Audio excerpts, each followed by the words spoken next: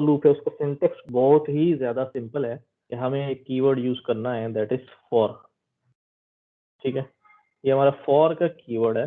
For के keyword के बाद हमें एक टेम्परेरी वेरिएबल देना है। फॉर एग्जाम्पल मैंने इसको एक नाम दे दिया ए। ठीक है, ए के बाद मुझे वो एक कीवर्ड यूज करना है, दैट इज इन। ठीक है, ये इन कीवर्ड जो है वो क्या करता है, उस चीज के पास जाता है जिसके ऊपर मुझे लूप जो है वो चलाना है। ठीक है, फॉर एग्जाम्पल मैं यहाँ पर जो है, हमने लिस्ट पढ़ी हुई है, हम यहाँ एक लिस्ट बना लेते हैं। ठीक है, नंबर्स की ही लिस्ट बना लेते हैं। ये लिस्ट है, मैं इस लिस्ट के हम एक एक मेंबर को जो है एक्सेस करना चाह रहे हैं। ठीक है, तरीकेकार क्या हो सकता है, मैं ये लिस्ट का अगर मेरे पास नाम जो है फॉर एग्जाम्पल ये टी लिस्ट नाम है, तो मैं एक तो तरीका ये है कि मैं हर मेंबर को एक्सेस करने के लिए भी T0 बोलूँ। ठीक है, फिर T1 बोलूँ, और एक एक इंडेक्स जो है वो हम लिस्ट का देते रहे तो हमारे पास सारे इंडेक्स जो आ जाएंगे। मैंने कहा ये लिस्ट को ही हमने एक्सेस करना है, और ये जितने इंडेक्स हैं वो सारे हमें बारी बारी जो है यूँ देने पड़ेंगे। इससे नंबर ऑफ लाइंस बहुत ज्यादा बढ़ जाती हैं। ठीक है, हम क्या कर रहे हैं यहाँ पर, हम यही काम जो है वो लूप के थ्रू कर रहे हैं कि हमने बोला भाई ये आपके पास एक वेरिएबल बनेगा इन, किस पे लूप करना है, टी जो हमारी लिस्ट है इस पे लूप करना है। अच्छा, लूप के बाद हम जब लूप की बॉडी स्टार्ट करेंगे कि टी में से आइटरेट करके क्या करना है, हम यहाँ एक कॉलन का जो है ना हमने इजाफा कर दिया। कॉलन क्या करता है, कॉलन ये बताता है कि यहाँ से फॉर लूप को जो टास्क दिया जा रहा है वो शुरू हो गया है, जिसको हम कहते हैं उसकी बॉडी स्टार्ट हो गई। जैसे मैंने एंटर किया हम देख रहे हैं कि ये इंडेंटेड आया है, कुछ डिस्टेंस पर आया है, कॉर्नर से यहाँ पर नहीं आया, ये डायरेक्ट यहाँ आ रहा है। यहाँ पर हमारा कर्सर नहीं आ रहा, बल्कि ये 1 टैब के फासले पे आ रहा है। ये मैं एंड पर 1 टैब दबाया, इसको कहते हैं कि ये इंडेंट हुआ हुआ है। अच्छा, पाइथन के अंदर बॉडी बनाने के लिए, दीगर लैंग्वेज में हम बॉडी यूं बनाते हैं, कर्ली ब्रैकेट्स लगा दी हमने, अब इसके बीच में जो कुछ लिखा जाएगा, ठीक है, वो उस फॉर लूप की बॉडी होता था। यहाँ पर हमने बॉडी डिफाइन करने के लिए कॉलन लगाना है और इंटर कर देना है।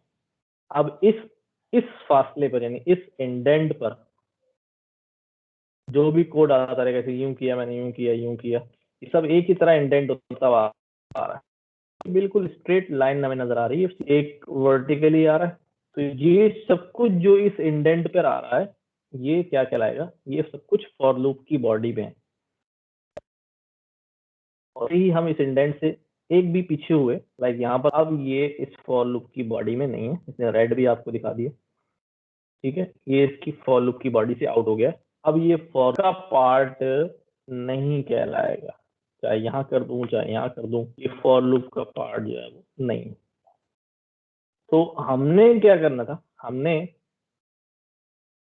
कितनी बार फॉर लूप चलेगा यहाँ हमें ये भी डिफाइन करने की जरूरत जो है वो नहीं है, क्योंकि हमने इसको लिस्ट बता दी है। ये बारी बारी लिस्ट के मेंबर्स को जो है वो आइटरेट करता रहेगा, 1 बाय 1 एक्सेस करेगा। जब ये लिस्ट के मेंबर्स खत्म हो जाएंगे तो ये टर्मिनेट भी खुद ही हो जाएगा। जैसे अब मैं यहाँ पे लिखने जा रहा हूँ, ठीक है, कि क्या लिखने जा रहा हूँ भाई, प्रिंट कर दें, क्या प्रिंट कर दें, ठीक है, जो कुछ ए में आया, कोई इंडेक्स लेने की जरूरत नहीं, कुछ नहीं। उसने क्या किया होगा इसको हम समझते हैं। जब ये लिखा भाई फॉर ए इन टी में जाओ, तो इसने पहला मेंबर उठाया और ए को असाइन करा दिया। जब ये काम हो गया, ये काम करने के बाद फौरन जो है उसकी बॉडी में आ जाएगा कि बॉडी में अब मेरे लिए क्या इंस्ट्रक्शंस लिखी हुई हैं। बॉडी में लिखा हुआ भाई कि ए को उस जो तुम्हारे पास वैल्यू आई है उसको एज इट इज प्रिंट करा दो। वो अपना ये प्रिंट करवाएगा, करवाने के बाद अब देखिएगा नीचे कोई और स्टेटमेंट जो है वो मौजूद नहीं है नीचे, तो ये वापस टी के पास जाएगा और अगली वैल्यू जो है वो उठाएगा और दोबारा ए को देगा। अब ए के अंदर जो प्रीवियस वैल्यू यानी 11 गई होगी, अब वो ओवरराइट हो जाएगी और क्या आ जाएगी, अब नेक्स्ट 22 वैल्यू जो हमारे पास आ जाएगी। इस तरह हम ये बार बार चलता रहेगा और एक एक वैल्यू लाता रहेगा और हमारे लिए प्रिंट करता रहेगा।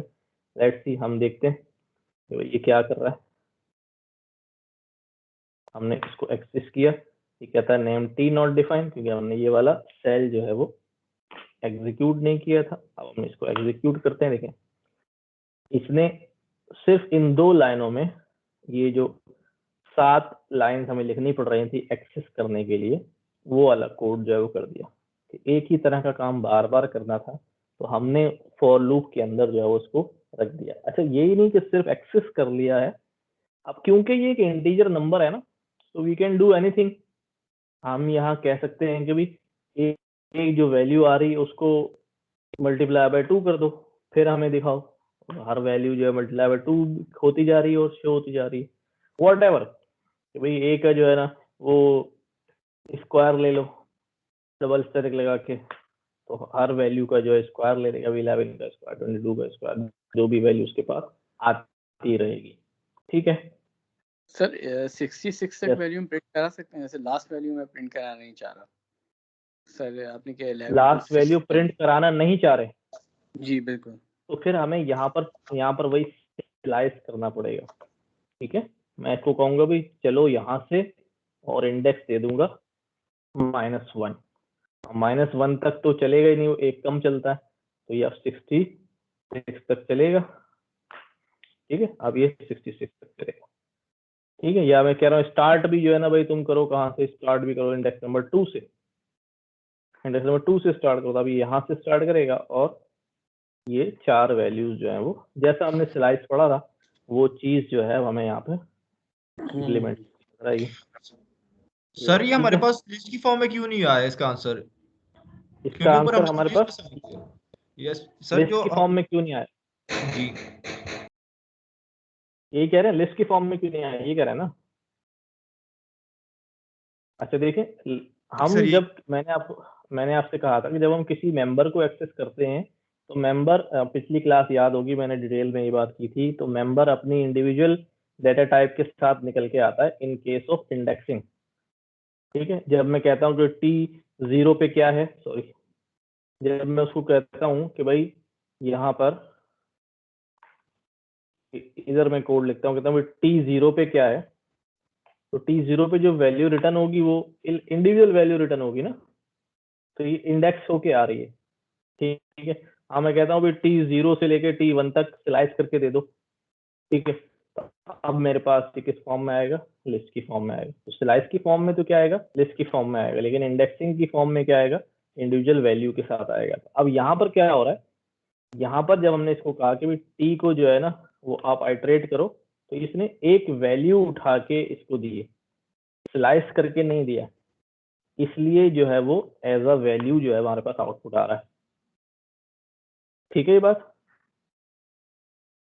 ठीक है सर, क्लियर हो गया।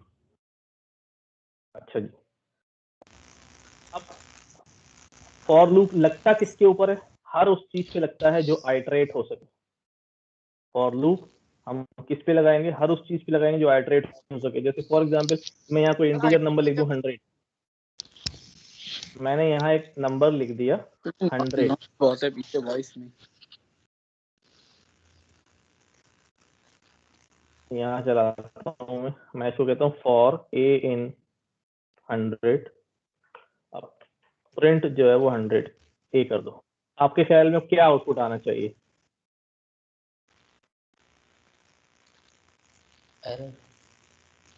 अब ये हमें एरर शो करता है, क्यों? क्योंकि 100 एक इंडिविजुअल वैल्यू है, ये आइटरेटिव वैल्यू नहीं है, इस पर आइटरेशन नहीं हो सकती। ठीक है ना, तो इस वजह से उसने कह दिया कि इंटीजर जो है वो आइटरेबल है ही नहीं।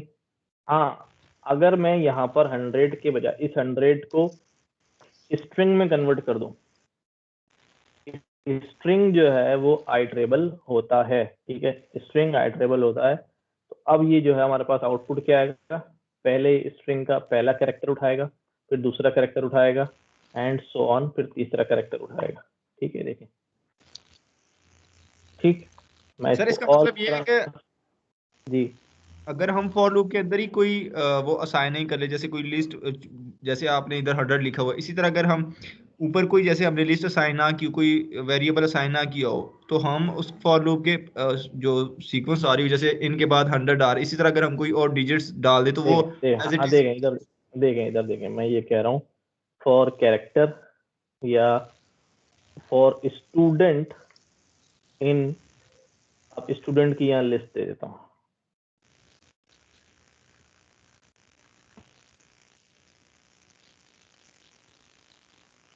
ठीक है भाई, मैंने डायरेक्ट इसको यहाँ वेरिएबल भी दे सकता हूँ। वो वेरिएबल भी बेसिकली क्या था, लिस्ट ही था ना, वो उधर हमने अलग सेपरेट करके रखा है। इसको उठा के यहाँ रख दो, टी हटा दो, पूरा वैल्यू के साथ रख दो, तो कोई मसला नहीं है। हमने कह दिया प्रिंट स्टूडेंट, और कैसा प्रिंट करो, सबके नाम को जो है वापर कैश में कन्वर्ट कर दो, इस तरह प्रिंट कर दो। चलो ठीक है, हमने ये भी लगा दी कि उसने वहां से वैल्यू उठाई, उसके ऊपर हमने कुछ जो है वो चेंज कर दिया। तो जो भी चीज होगी यहाँ पर आइटरेबल होगी। हम और देखते हैं, फॉर मैंने कहा भी कैरेक्टर इन, एक यहाँ स्ट्रिंग दे देता हूँ पाकिस्तान, क्योंकि स्ट्रिंग जो है वो आइटरेबल है। ठीक है, तो ये उसके कैरेक्टर्स को जो है वो एक एक करके हमें यहाँ से दिखा देगा। तो क्योंकि ठीक है, ये बात समझ आ रही, अपर केस लोअर केस जो भी हम यहाँ स्ट्रिंग के जो भी फंक्शंस हैं हमने देखे थे, वो हम यहाँ पर जो है वो लगा सकते हैं।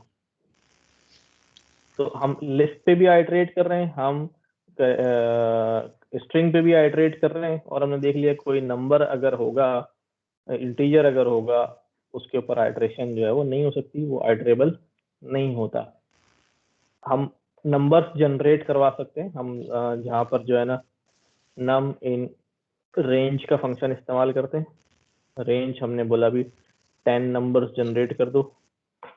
ठीक है, इन 10 नंबर्स को जनरेट करो, और इन 10 नंबर साथ साथ में ये भी करा सकता हूँ कि भाई एक लिस्ट बना लूँ, ठीक है, स्क्वायर्स की, फॉर एग्जांपल, कि जो 10 नंबर आएंगे उनका स्क्वायर करते करते उसमें डालते रहना। कैसे डालते हैं आपको पता है ना, स्क्वायर्स का एक वेरिएबल बना लेता हूँ, यहाँ पे क्या लिखूंगा भी जो नंबर आए उसका स्क्वायर ले लो, या उसको अपने आप से मल्टीप्लाई कर दो।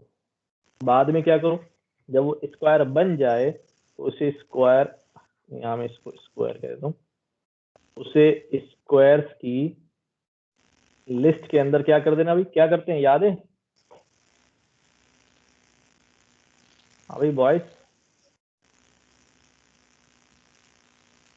कोई भी जवाब नहीं दे रहा, सब पढ़ नहीं रहेंगे घर में। अपेंड करते हैं, अपेंड कर दो स्क्वायर्स के अंदर, क्या अपेंड कर दो, ये वाला स्क्वायर।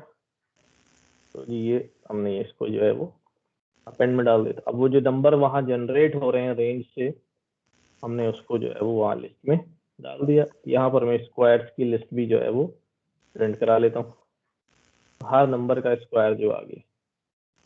ठीक है सर बात ये समझ आई? रेंज ये कि हम जो रेंज हमने साथ दिया वो ये कोई फंक्शन बिल्ट इन फंक्शन है जो 10 तक लेके जाएगा? हाँ, पाइथन का बिल्ट इन है फॉर नंबर इन रेंज। मैंने कहा 5 नंबर जनरेट कर दो, मुझे बताओ जरा क्या नंबर है, प्रिंट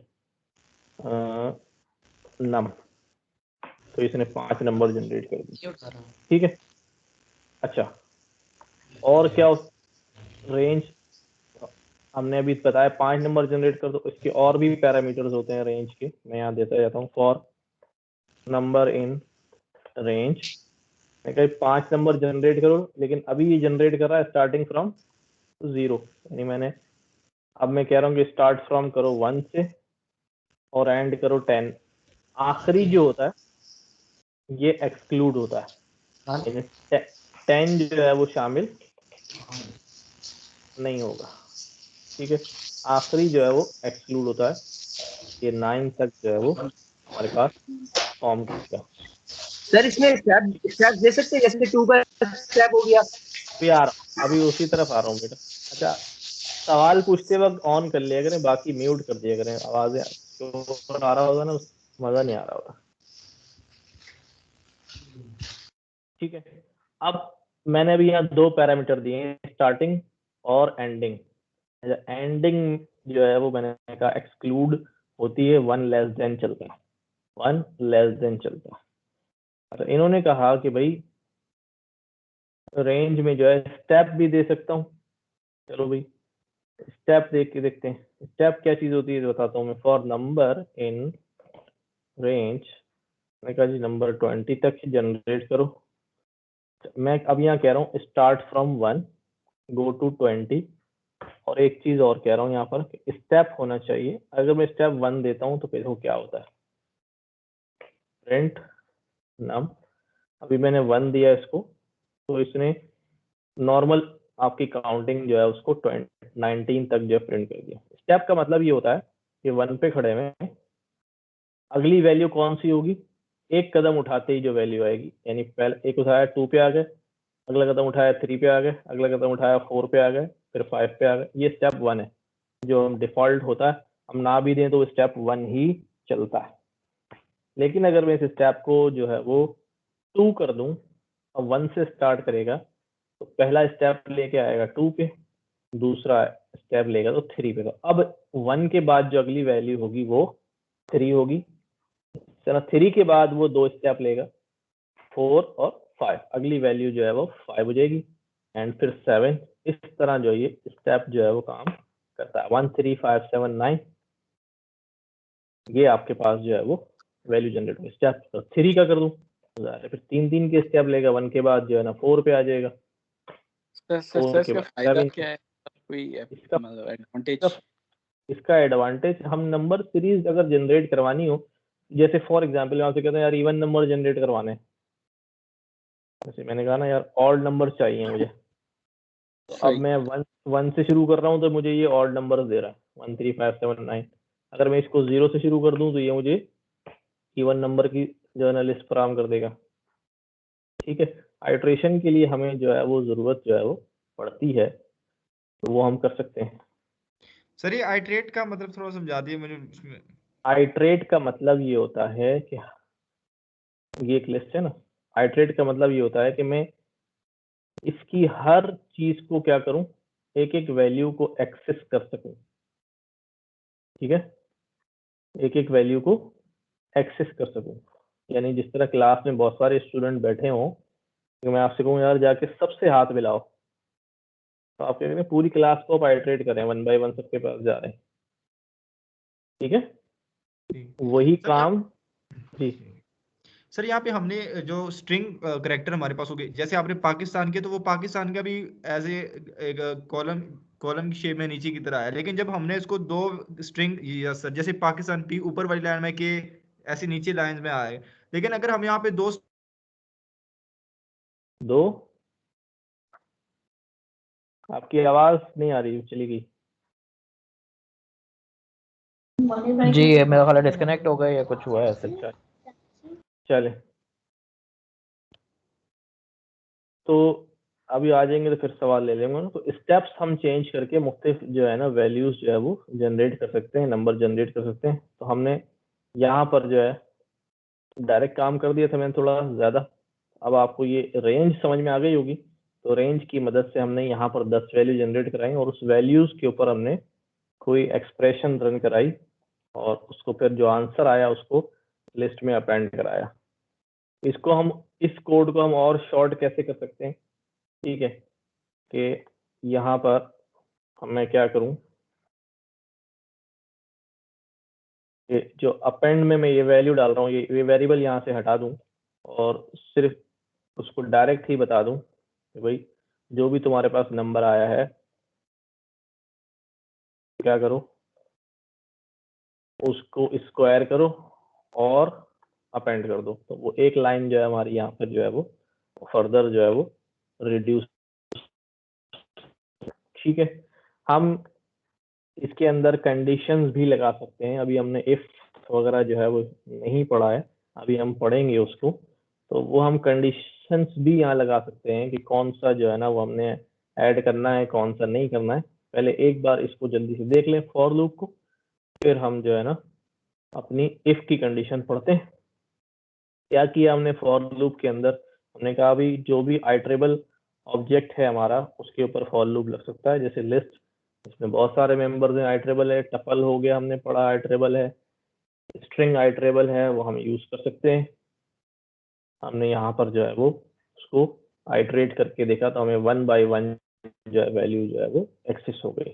हमने यहाँ स्ट्रिंग बना के देखा, एक्सेसिबल है, एक एक वैल्यू जो है आइट्रेट हो गई। हमने यहाँ डायरेक्ट लिस्ट पास कर दी, उसके ऊपर कोई ऑपरेशन भी परफॉर्म कर दिया, वो भी हमें नजर आया। फिर हमें स्ट्रिंग रेंज का फंक्शन हमने देखा कि रेंज नंबर जनरेट करने के लिए हम इस्तेमाल करते हैं।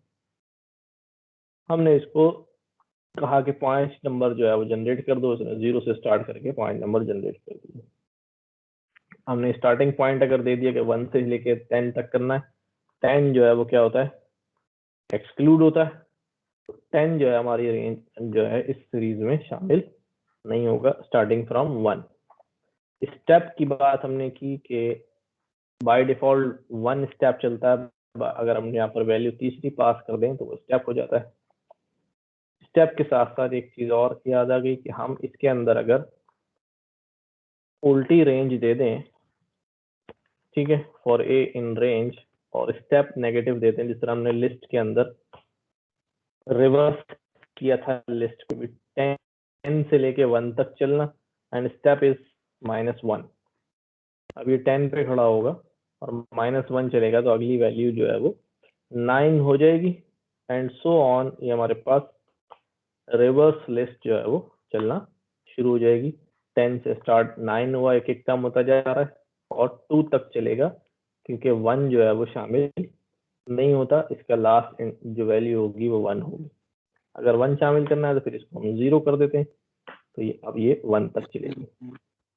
इसी तरह अगर इस स्टेप को -1 के बजाय -2 कर दूं तो फिर ये 10 से -2 चला 8, उल्टा जा रहा है 6 and 2 and so on।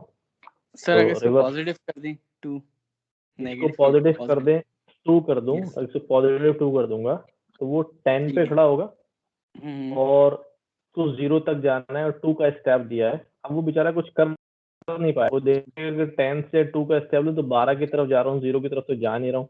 Output में अब जो है ना हमारे पास कुछ भी नहीं आएगा, सही एरर नहीं शुरू होगा, कुछ आएगा नहीं, क्योंकि वो स्टेप ले ये, क्योंकि सिंटैक्स, इसलिए जो है वो एरर थ्रो नहीं करेगा। बिल्कुल। अच्छा सर, आपकी तो आवाज रेंज ही आपने 10 से दी है तो वो डेफिनेटली वो नेक्स्ट रेंज मैं को देखेगी, तो मैं कह क्योंकि रहा था, पॉजिटिव है तो फिर अब नमन भाई आपके पास मतलब चल इट्स ओके, स्टूडेंट को तो क्लियर आ रही है। ठीक है ठीक है ठीक है। सर अच्छा सर अगर -1 ना रेंज, लगाएं यहाँ पर, जी जी बोलिए।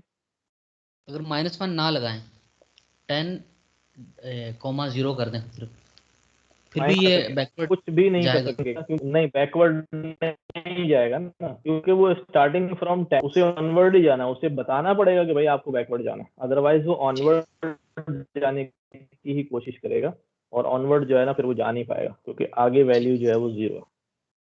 ठीक है, ठीक है, अच्छा ये तो हो गया हमारे पास। और फॉर लूप के अंदर जो है वो हम 2 चीजें और इस्तेमाल कर सकते हैं, दैट इज वो हमारे कीवर्ड्स हैं कंटिन्यू और ब्रेक। ठीक है, एक है हमारे पास कंटिन्यू और दूसरा है हमारे पास ब्रेक। ठीक, कंटिन्यू ब्रेक हम कैसे इस्तेमाल करते हैं, देखिए जैसे मैं यहाँ पर हर नंबर का जो है ना वो आपके पास स्क्वायर आ रहा है, ठीक है। अच्छा, कंटिन्यू ब्रेक पहले मुझे इफ की कंडीशन जो है वो पढ़ानी पड़ेगी। इफ कंडीशन पे आ जाते हैं, ये क्या चीज है। अब होता क्या है इफ कंडीशन में, जैसे मैं एक वेरिएबल बना रहा हूँ, वैल्यू इज इक्वल टू 100, ठीक है। यहाँ मैं लिखता हूँ इफ के बाद जो है वो कंडीशन आती है, जो कंडीशन मैंने अगर ऐसा हो जाए तो ऐसा करो, अगर ऐसा हो जाए तो ऐसा करो।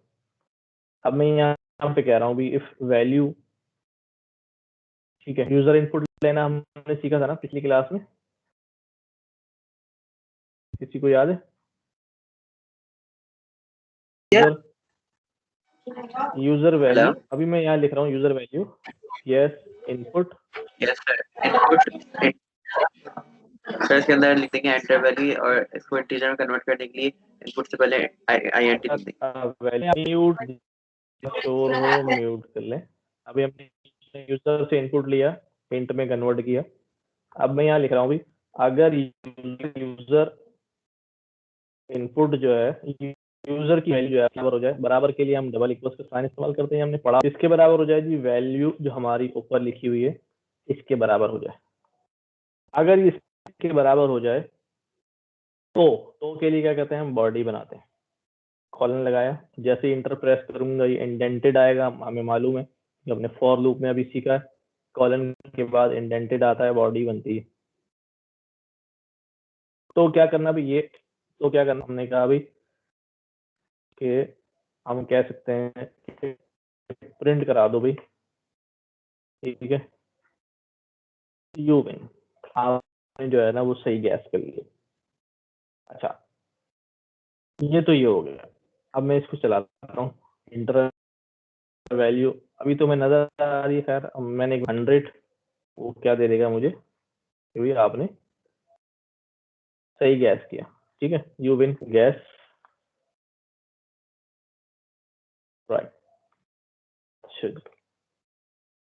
अच्छा, अगर अब बात क्या है यहाँ पर, अगर तो हमने कह दिया कि यार अगर ये हो तो ये कर लेना, ना हो तो क्या करना ये नहीं बताया हमने। लाइक दिस कि भाई मैंने यहाँ पर 100 के बजाय 99 डाल दिया।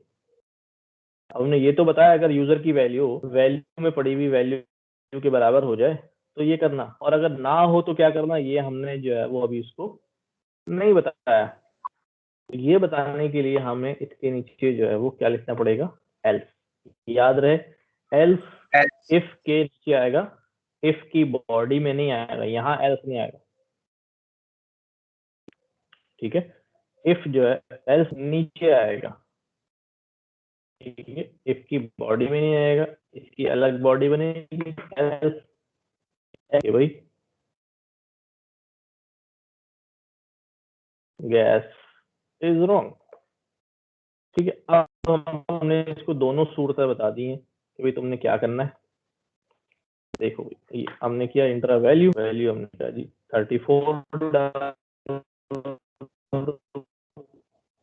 34 इस वक्त हमारे केस में इस्तेमाल नहीं किए तो इस रॉन्ग। अब ये साइकिल जो है पूरा हो गया, सही की सूरत में भी और गलत की सूरत में भी। तो इफ की कंडीशन होती है हमारे पास, इफ आगे बॉडी में जाने के लिए, इसकी बॉडी में सिर्फ उस वक्त ही जब इस कंडीशन का रिजल्ट जो है इसको क्या मिलेगा, ट्रू मिलेगा। अगर रिजल्ट ट्रू नहीं मिलेगा तो ये एल्स में चला जाएगा, ठीक है। अगर इफ ट्रू होगा, अगर हमेशा भेजना तो फिर मैं यहाँ डिफॉल्ट पे क्या लगा दूं इसको, जिस तरह मैंने अभी यहाँ ट्रू लिखा है।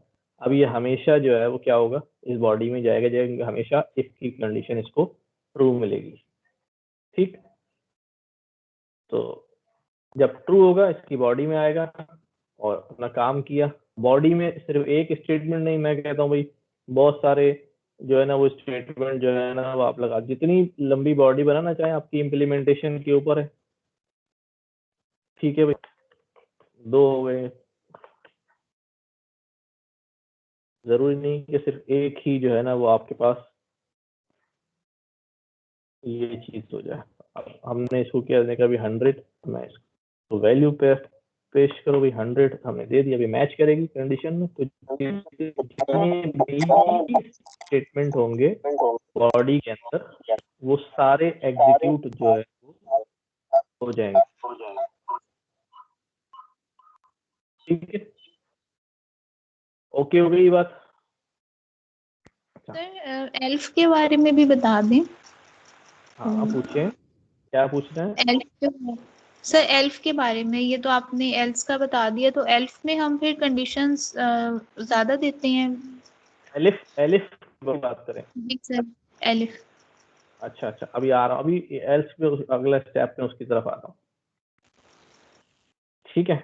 अच्छा अब होता क्या है, अगर मुझे मल्टीपल कंडीशंस जो है वो टेस्ट करनी, मैंने यहाँ पर तो क्या दे दिया अभी कि वैल्यू जो है, अगर वैल्यू जो है वो क्या हो जाए, पूरी बराबर हो जाए, तो ये काम कर लेना, ठीक है। अब मैं क्या करता हूँ, कोड को आगे चला लेता हूँ, आगे बाद में मैंने कॉपी कर लिया। मैंने कहा भी अगर यूजर की जो वैल्यू है वो क्या हो सकती है, 3 कंडीशन हो सकती हैं। या तो यूजर की वैल्यू क्या होगी, इक्वल होगी, तो आप क्या यहाँ देंगे भाई, मैं अब चेंज कर रहा हूँ इसको, प्रिंट यूजर की वैल्यू इक्वल होगी, तो मैं कहता हूँ भाई तो वो इनफाइनाइट टाइम जो है ना टेस्टिंग करता रहेगा। ऐसे क्योंकि हमें खुद लगाने पड़ेंगे जितने लगा सकते हैं, हम इनफाइनाइट हम लगा नहीं सकते, तो इनफाइनाइट ज़्यादा चलेगा भी नहीं, ठीक है। अच्छा, मैं ये कह रहा हूँ, इधर मैंने लिखा parallel to nested if. Nested if के पैरेलल अगर मुझे काम करना हो तो क्या चीज है हमारे पास, यानी नेस्टेड इफ जिस उस पे काम कर रहा है ना, वो ये है कि हर कंडीशन ट्रू होनी चाहिए। गौर करिएगा, हर कंडीशन, जितनी भी कंडीशन लगाई है वो सारी कंडीशन ट्रू होंगी, तब वो अलाउ होगा। अगर एक भी कंडीशन, चाहे पहली गलत हो जाती तो वहीं से डिस्क्वालीफाई हो जाता, दूसरी गलत हो जाएगी वहीं से डिस्क्वालीफाई हो जाएगा, इवन सारी सही हो जाए, एक आखिरी 10वीं कंडीशन जो है ना वो गलत हो जाए तो वहां से भी डिस्क्वालीफाई हो जाएगा। यानी इसका सिनारियो यूं समझ लें कि आपके एग्जाम में 10 सवाल हैं, 10 के 10 जब तक सही नहीं करेंगे पास नहीं हो पाएंगे, ठीक है। तो ये वाला जो केस होता है ये हम प्रोग्रामिंग में पढ़ते हैं एंड ऑपरेटर, लॉजिकल ऑपरेटर्स जो होते हैं, ठीक है। मैं यहाँ जो है यूजर से यही दोनों चीजें जो है, बस इसमें यह है कि इनपुट हमें एक साथ लेना पड़ेगा। अभी देख लेते हैं, फीस स्टेटस का हमने इनपुट ले लिया और हमने इनपुट जो है वो एडमिट कार्ड का ले लिया। दोनों इनपुट मुझे एक साथ लेने पड़ेंगे, ये थोड़ा सा लॉजिकली गलत हो जाता है इसमें। और मैंने यहाँ पे लिख दिया भी इफ, देखिएगा इसको, इफ फी स्टेटस, ठीक है, फी स्टेटस जो है वो पेड हो, एक कंडीशन ये हो गई। और एंड ऑपरेटर लगा, एंड ऑपरेटर क्या करता है, सारी कंडीशन जब तक ट्रू नहीं होंगी ब्लॉक रन नहीं होगा। एंड एडमिट कार्ड ये भी जो है वो यस है। अगर ये दोनों कंडीशन फुलफिल हो जाएंगी, ट्रू हो जाएंगी, तब क्या होगा भी, हम प्रिंट करा देते हैं उसको कि भाई अलाउड। एल्स हमने क्या दे दिया इसको, प्रिंट नॉट,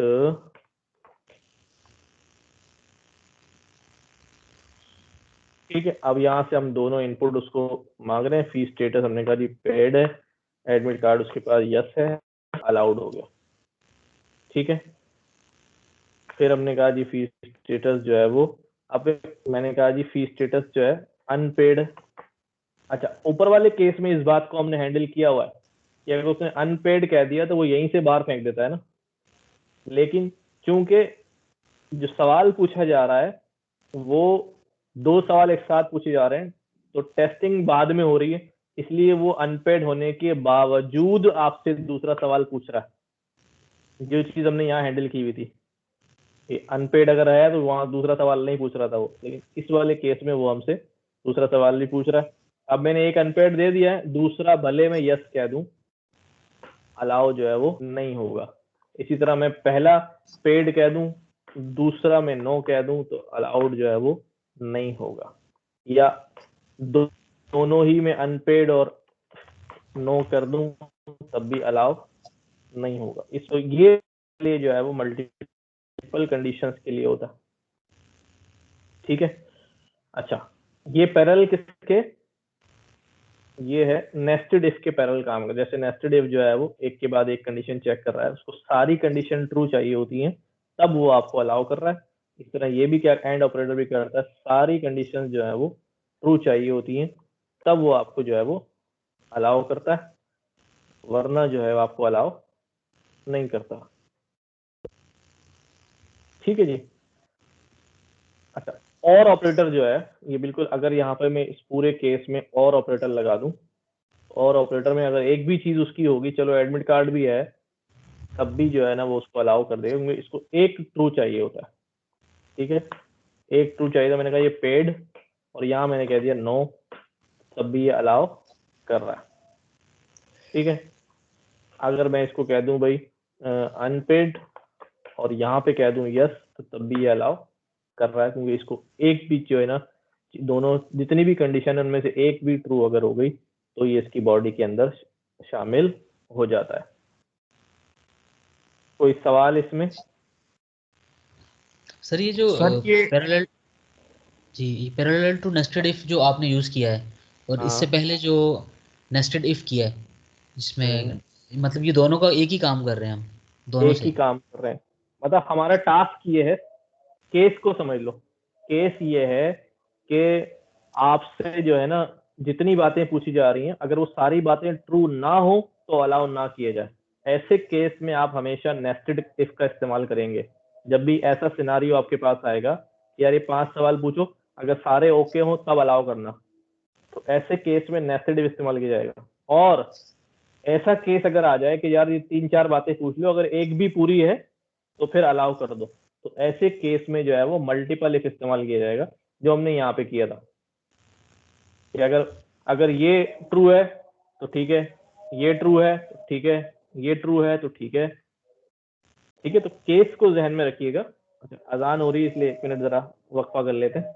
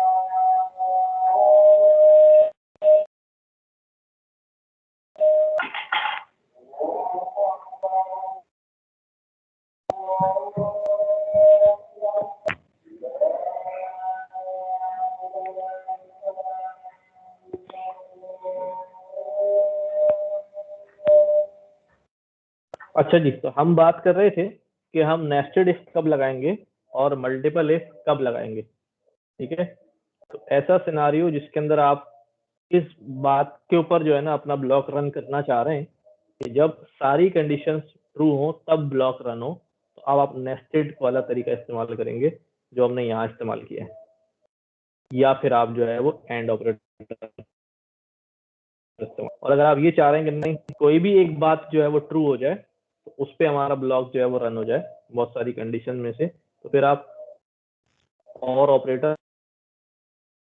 या जो है, ठीक है।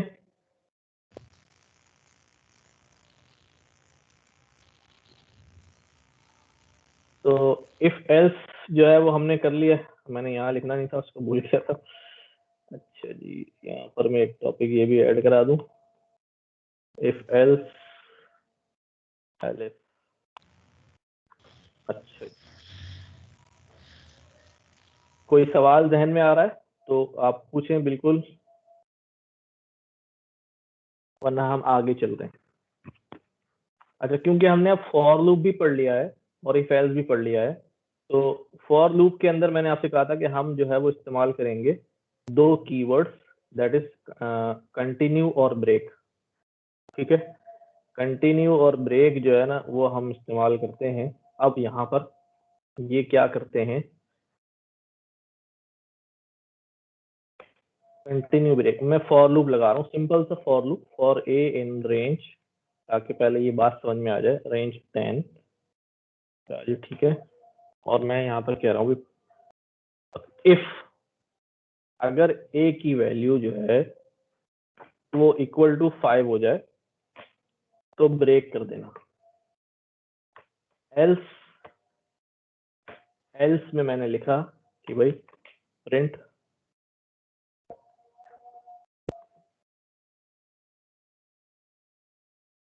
a इज a, ठीक है, ये छोटा सा कोड है। अब इसके आउटपुट में क्या होगा, मैंने इसको एग्जीक्यूट किया, इसने क्या बोला, अभी 0 आया, 1 आया, 2 आया, 3 आया, 4 तक उसने जो है प्रिंट किया। पहले 0 आया, 5 नहीं था तो एल्स में चला गया, काम करके आ गया। 1 आया, कंडीशन फॉल्स हो गई और एल्स में आ गया। 2 आया, कंडीशन फॉल्स हो गई। जैसे यहाँ 5 आया, कंडीशन जो है वो ट्रू हो गई और वो इसकी बॉडी में आया और लूप को ब्रेक कर दिया। ठीक है, लूप जो है यहाँ से ब्रेक हुआ और ये 4 पे जो है वो रुक गया। ठीक है, तो ये किसी भी कंडीशंस के ऊपर, हम किसी भी सिनारियो में किसी भी कंडीशन के ऊपर जो है वो लूप, चलते हुए लूप को हम ब्रेक जो है वो करवा सकते हैं। ठीक, यही चीज, सेम चीज में कंटिन्यू के साथ आपके सामने यहाँ रखता हूँ। यहाँ ब्रेक की जगह हम क्या रख लेते हैं, न्यू। ठीक है, कंटिन्यू क्या करता है, ये जब ये कंडीशन हो जाएगी ट्रू तो ये स्किप कर जाएगा, आगे की बॉडी जो है उसको एग्जीक्यूट नहीं करेगा, लेकिन लूप से बाहर नहीं निकलेगा, लूप को कंटिन्यू रखेगा। यानी 5 वाली वैल्यू जो है उस पर काम नहीं करेगा, आगे से ये 6 पे जो है वो चल जाएगा। देखिए 4 के बाद कौन आ गया, 4 के बाद इसने स्किप किया और अगली वैल्यू लेने चला गया, दैट इज 6, और 6 आया तो ये कंडीशन अब फॉल्स है, एल्स में आके 6 जो है वो प्रिंट हो गया। ठीक है, ब्रेक लाइन, लाइन को लूप आइटरेशन को सिर्फ यानी एक लूप आइटरेशन को रिमूव करता है और जो ब्रेक होता है उस कंडीशन पे, हाँ ब्रेक जो है ना बिल्कुल लाइन तोड़ के बाहर निकल जाता है। ब्रेक क्या करता है, एक लाइन में खड़ा, लाइन तोड़ के बिल्कुल बाहर निकल जाएगा, घर चला जाएगा। यानी कंटिन्यू क्या करता है, ब्रेक का तो सर ये होता है कि वो लूप को ही बिल्कुल ब्रेक कर देता है ना, यानी कि लूप ही नहीं चलेगा अब आगे इसके बाद। लेकिन कंटिन्यू में ये होता है कि वो सिर्फ एक आइटरेशन जो होती है ना, जो करंट आइटरेशन होती है उसको सिर्फ जो है वो स्किप करता है। सही, उसको ब्रेक कर देता है, उसको कंटिन्यू स्किप कर देता है, स्किप का वर्ड सही। ठीक है, तो ये 2 कीवर्ड जो है हम यहाँ पर लगा सकते हैं, फॉर लूप के अंदर भी, व्हाइल लूप के अंदर भी। और सर ये जो फॉर्मेटेड प्रिंटिंग आप यूज कर रहे हैं उसको अभी एक्सप्लेन करेंगे कि बाद में जाके एक्सप्लेन करेंगे? ये तो हमने पहली क्लास में किया था। फॉर्मेटेड प्रिंटिंग पहली क्लास में नहीं थे, देखो हमने ये किया हुआ यहाँ पे, ये जी किया था क्लास में। ये मैं दोबारा भी एक्सप्लेन करता हूँ। मैं ये इसलिए दिखा रहा हूँ कि आप प्रैक्टिस के लिए यहाँ पर दोबारा ढूंढ के इसकी प्रैक्टिस कर लीजिएगा। कॉन्केटिनेशन किया था हमने, फिर हमने ये यहाँ पर जो है स्ट्रिंग फॉर्मेटिंग पढ़ा था डॉट फॉर्मेट की मदद से, और फिर यहाँ ये एफ की मदद से। इसमें होता क्या है कि एफ लगा दें और फॉर्मेटिंग में जो वैल्यू आनी है उसके प्लेस होल्डर बना दें, उनके अंदर वेरिएबल का नाम रख देते हैं। वेरिएबल में जो भी वैल्यू आएगी वो खुद ही वहाँ फॉर्मेट होके आ जाती है। ठीक है, ठीक है, थैंक यू सर। नहीं पहली क्लास में नहीं था इसीलिए नहीं मुझे पता चला। Thank you. ये वाली फाइल जो है ना गूगल क्लास पे डॉक्टर नुमान ने अपलोड की होगी, तो पहली क्लास ले लीजिएगा तो आपको ये बात समझ आ जाएगी। वीडियोस अवेलेबल है तो you can watch the videos. ठीक है, वीडियोस भी देख सकते हैं, पूरी वीडियो देख लें, नोटबुक भी ले लें, कोई सी भी चीज ले लें। अच्छा, तो कंटिन्यू ब्रेक हमें समझ में आ गया। ठीक है, फॉर लूप समझ में आ गया, हमने लिस्ट और नेस्टेड देख लिया। अगली जिस बात हम पढ़ने जा रहे हैं वो हमारे पास है, अब हम जिस पे काम कर सकते हैं वो लिस्ट कॉम्प्रिहेंशन। ठीक है, सर रिटर्न यूज करते हैं पाइथन में? क्या चीज? रिटर्न यूज करते हैं पाइथन में? रिटर्न बेटा फंक्शन में यूज करते हैं, जब फंक्शन पढ़ेंगे ना उसमें रिटर्न का कीवर्ड यूज करेंगे हम। ठीक है, ओके। अभी तो फॉर लूप है ना। अच्छा, लिस्ट कॉम्प्रिहेंशन ये बड़े काम की चीज है, और जब आप डाटा साइंस पढ़ रहे होंगे तो वहां पर तो बहुत ही ज्यादा काम आएगी। ठीक है, लिस्ट कॉम्प्रिहेंशन। कॉम्प्रिहेंशन में क्या होता है, देखो ये हम, मेरे पास एक कोड था, अभी हमने ऊपर किया था, लाइक आगे ये वाला कोड। यही कोड ले लेता हूँ मैं यहाँ पर, ठीक है। ये कहता हूँ मैं विदाउट लिस्ट कॉम्प्रिहेंशन। एक काम किया मैंने, फॉर लूप लगाया, फॉर लूप लगाने के बाद वैल्यू उठाई, वैल्यू को एक लिस्ट में जो है अपेंड कराया, और आखिर में जो है ना हमने स्क्वायर्स को जो है ना हमने आउटपुट दिखाई है हमारे पास आपको। इसका रिजल्ट क्या है, हमारे पास एक लिस्ट में वैल्यूज आई हैं दैट आर स्क्वायर्ड, जो भी नंबर थे उनका स्क्वायर आ गया। अच्छा, यही काम हम एक सिंगल लाइन में करने वाले हैं, लिस्ट के अंदर ही रहते हुए, लिस्ट के अंदर ही रहते हुए। देखें मैंने लिस्ट बनाई, इस वक्त हम लिस्ट के अंदर खड़े हैं, फॉर लूप में लिस्ट के अंदर ही लिख रहा हूँ फॉर, जैसा फॉर लूप ऊपर लिखा है, फॉर नंबर इन रेंज, और मैंने कर दिया उसको 10। अब ये नंबर जनरेट होंगे। इसके बाद उसकी बॉडी में हमने क्या किया, नंबर्स का स्क्वायर किया। तो बॉडी जो है फॉर लूप की उसके पीछे लगेगी, यानी जो भी एक्सप्रेशन होगी, एक्सप्रेशन वो फॉर लूप के पीछे आएगी। अब एक्सप्रेशन में कहता हूँ खाली नम लिख दूं, मेरी मर्जी, तो वो जो भी नंबर जनरेट होंगे वो ऑटोमेटिकली क्या बन जाएंगे, लिस्ट के अंदर ही खड़े हो जाएंगे, क्योंकि वो हम खड़े ही लिस्ट के अंदर है, हमें अपेंड कराने की जरूरत जो है वो नहीं है, ठीक है। वैसे जो हम रेंज से नंबर जनरेट कर रहे थे यहाँ पर, वो सारे नंबर्स की सूरत में आ रहे थे। अगर मुझे इन नंबर्स को लिस्ट बनाना है तो मुझे इन नंबर्स को जनरेट करने के बाद एक एम्प्टी लिस्ट में अपेंड कराना पड़ेगा, एक इजाफी काम करना पड़ेगा। अपेंड, एक एम्प्टी लिस्ट बनाऊंगा, फिर अपेंड का भी फंक्शन चलाऊंगा, वो अपेंड होंगे उसके अंदर जाके। तो यहाँ हमने क्या किया, लिस्ट के अंदर ही बैठे बैठे हमने रेंज जनरेट कराई, और जो भी नंबर जनरेट हो रहा है हम उसको क्या ना उठा के पीछे फेंकते रहो, अपने पीछे लिस्ट के अंदर डालते रहो, ठीक है। अब मैं चाह रहा हूँ कि नंबर खाली नंबर ना रहा है, बल्कि नंबर में कुछ मॉडिफिकेशन हो जाए, जिस तरह हमने यहाँ स्क्वायर किया हुआ है, तो मैं सिंपली क्या करता हूँ, पावर ले लेता हूँ। अब वो जो नंबर आएगा उसका ऑटोमेटिकली नंबर स्क्वायर होगा, और जो वैल्यू स्क्वायर होगी वो यहाँ प्लेस हो जाएगी, फिर अगली वैल्यू आएगी स्क्वायर होगी, यहाँ प्लेस हो जाएगी, स्क्वायर होगी, यहाँ प्लेस हो जाएगी, ठीक है। तो मैं 1 से शुरू करता हूँ 10 तक ये नंबर मैंने किए, और ये वैल्यूज जो है वो सबका देखो ऑटोमेटिकली मेरे पास एक लाइन में वो वाला, ये ऊपर यही काम हमने किया है, यही काम हमने किया है 1 2 3 4 5 5 लाइनों में किया, और यही काम हमने एक लिस्ट के अंदर जो है वो क्या कर दिया, कॉम्पैक्ट कर दिया, ठीक है। तो इसको हम क्या कहते हैं, लिस्ट कॉम्प्रिहेंशन। जी सर इसकी साइंस नहीं समझ आई, इसको जरा ड्राई रन करके दिखा दें। अच्छा, ड्राई रन, देखो देखो ये गया फॉर नम इन रेंज, इसको पहली वैल्यू क्या मिलेगी, 1 मिलेगी। अच्छा, जो वैल्यू जो मिलेगी ना वो ये यहाँ से उठा के ए लिस्ट के अंदर, ठीक है। अच्छा, जब यहाँ फेंकी तो मैंने कहा भाई खाली ना इसको कैच करो, बल्कि इसका क्या निकाल लो, स्क्वायर निकाल लो। अच्छा, अब उसने स्क्वायर निकाला, यस। ये जो इंटरप्रेटर होता है, सॉरी कंपाइलर होता है, ये लेफ्ट टू राइट रन करता है, तो इसको पहले num2 नहीं मिलना चाहिए, मतलब num raised by 2? नहीं, हमेशा लेफ्ट टू राइट नहीं होता, हमेशा लेफ्ट टू राइट नहीं होता। इस केस में जो है वो आपके पास जो है वो राइट टू लेफ्ट हमें नजर आ रहा है। मतलब कि वो पहले फॉर पे जाएगा और उसके बाद ढूंढेगा कि मेरे लेफ्ट पे कुछ है कि नहीं है। हाँ, फॉर से जो चीज मिलेगी ना उसे ढूंढेगा नहीं, फॉर से जो चीज मिलेगी उसे अपने पीछे लिस्ट का पार्ट बनाता जाएगा, यानी आगे आगे चलता जाएगा, पीछे पीछे वैल्यू फेंकता जाएगा। ओके, ठीक है। अब उन जो वैल्यू आ रही है उसके ऊपर मैं कोई भी ऑपरेशन जो है वो परफॉर्म कर सकता हूँ। मैंने पावर निकाली है, मैं डिवाइड कर दूं, मल्टीप्लाई कर दूं, स्क्वायर कर दूं, स्क्वायर रूट निकाल दूं, व्हाटएवर, ठीक है। हम इसकी एक दो चीजें और करते हैं, हम देखते हैं फॉर एग्जांपल एक और लिस्ट बनाते हैं। सर कोई प्रैक्टिकल एग्जांपल भी बता दीजिएगा, डेटा साइंस में इस एक्सप्रेशन को हम नॉर्मली किस तरह और कब यूज करते होते हैं। ये मुझे जो है ना डेटा साइंस की कोई लाइब्रेरी इंपोर्ट करके आपको दिखानी पड़ेगी, ठीक है। नहीं उतना एडवांस नहीं जाते, बस वैसे नॉर्मल एग्जांपल बता दें।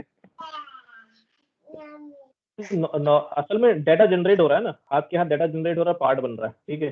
तो थोड़ा सा अभी बता तो दूं, लेकिन बाकी लोगों के लिए थोड़ी प्रॉब्लम हो जाएगी। चले मैं आपको एडिशनल जो है ना उसमें बता दूंगा, मुझसे पूछ लीजिए ग्रुप में, मैं आपको एग्जांपल दे दूंगा उसकी कि किस तरह काम हो रहा है। अच्छा इसका फायदा, जी जी लाइब्रेरी वगैरह कभी ना यूज ना करें, क्योंकि पहले भी हम क्लास में कर चुके हैं तो वो कंफ्यूज कर गई हमें सारा।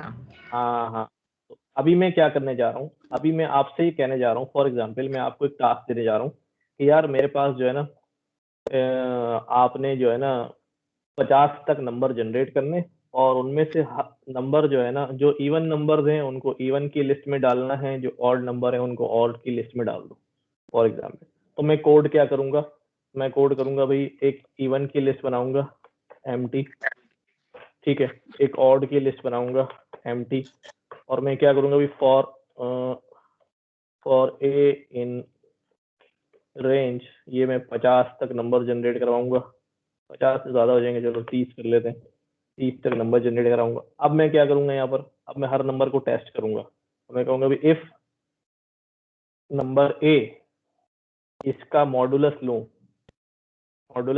2 से, यानी 2 से इसको डिवाइड करवाऊं, और इसका जो रिमाइंडर आ रहा है, अगर वो रिमाइंडर जो है वो क्या हो जाए, 0 आ रहा है, इसका मतलब ये नंबर क्या है, इवन नंबर। अब मैं यहाँ पर क्या बोलूंगा उसको कि भाई इवन अगर है तो इवन की लिस्ट में भाई उसको क्या कर दो, अपेंड करा दो, ठीक है। और एल्स अगर इवन नहीं है तो फिर उसे कौन सी लिस्ट में डाल दो, डाल दो भाई ऑड की लिस्ट में डाल दो, इवन नहीं होगा तो ऑड होगा, ठीक है। और यहाँ जाके मैं क्या करता हूँ, अपनी लिस्ट को प्रिंट करा लेता हूँ, प्रिंट इवन भी हमारी लिस्ट प्रिंट कर दो, और प्रिंट और हमारे पास ऑड भी हमारी लिस्ट है वो प्रिंट कर दो। तो उसने क्या किया, हमारे पास इवन और ऑड की लिस्ट जो है वो हमें प्रिंट करके दे दी, ठीक है। अच्छा अब ये पूरा सिनारियो जो है ना मैं किससे करता हूँ, लिस्ट कॉम्प्रिहेंशन से कर देता हूँ, ठीक है। अब क्या सीन है इसके, क्योंकि अभी हमने जो लिस्ट कॉम्प्रिहेंशन किया है इसके अंदर सिर्फ नंबर्स को हमने इस्तेमाल किया है, कोई कंडीशनल स्टेटमेंट जो है वो इस्तेमाल नहीं किया है, कंडीशनल स्टेटमेंट इस्तेमाल नहीं किया है। तो अब हम क्या करते हैं, कंडीशनल स्टेटमेंट इस्तेमाल करते हैं। फॉर एग्जाम्पल पहली कंडीशनल स्टेटमेंट में ये कहता हूँ कि फॉर नंबर इन, अभी नंबर पे काम कर रहा हूँ कि आसानी से समझ आया था, हम स्ट्रिंग भी ले सकते हैं, कोई लिस्ट भी ले सकते हैं, फॉर नंबर इन रेंज 10। आगे मैं क्या कह रहा हूँ, आगे मैं कह रहा हूँ भाई इफ, ठीक है, if number is greater than 6, अगर नंबर ग्रेटर देन 6 हो तो क्या करना, तो फॉर एग्जाम्पल उसके अंदर से तो उसको 2 से मल्टीप्लाई कर देना, ठीक है। अब कंडीशन देखो, फॉर नंबर इन रेंज 10, अगर नंबर ग्रेटर देन 6 हो तो उसको पीछे भेजना, वरना नहीं भेजना। अब मुझे बताएं आउटपुट में क्या क्या आएगा हमारे पास, 7 आ जाएगा, 7 मल्टीप्लाई बाय 2 आएगा, 8 मल्टीप्लाई 2 आएगा, और 9 मल्टीप्लाई बाय 2 आएगा, क्योंकि यही 3 नंबर होंगे जो 6 से ग्रेटर देन होंगे। तो 7 मल्टीप्लाई बाय 2, 8 मल्टीप्लाई बाय 2 और 9, ठीक है। बात समझ में आई, कंडीशनल स्टेटमेंट हमने कहाँ लगाया, इधर लगाया। एक बार गौर कर लें इसके ऊपर।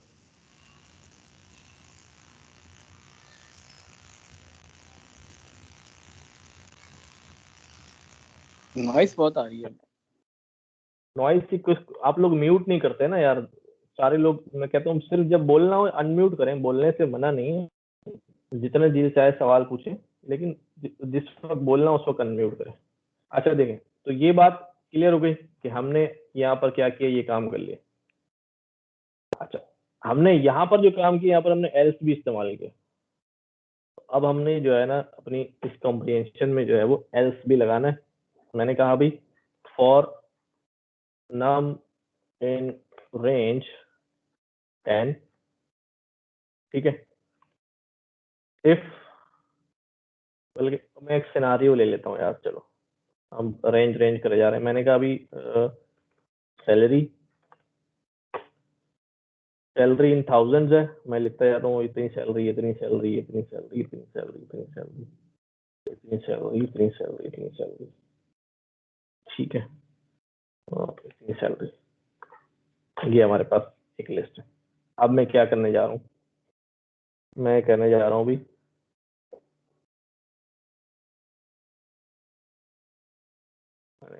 इन ईस्ट,